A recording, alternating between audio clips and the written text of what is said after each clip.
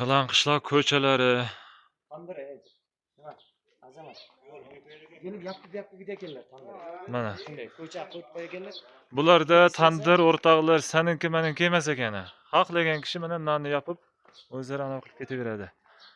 Bularda ana shunday naqchilik bor. Qishloqning ko'chalari mana shunaqa. Mana qishloqning ko'chalari. Bu eski g'ilon mana bu yeri. Ha, eski g'ilon bu yeri.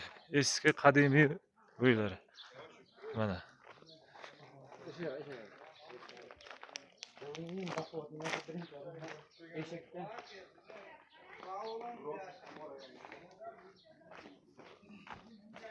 Eşek attan bakıp at yürüyüp bilmeyecek öğrendim. Yaz bolonlara qarama qo'ylan. Yaz bolonlar.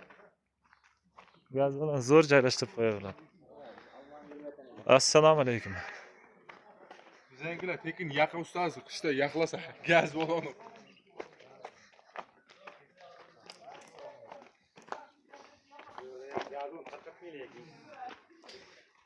Ya burada almaysalar gerek.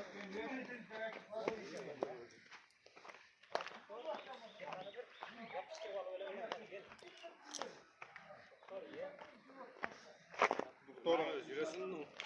Doktorun maşini kızdı özce motor kızardı. Hey, chiqishni ham o'ylanglar o'rtoqlar. Chiqishni ham o'ylanglar.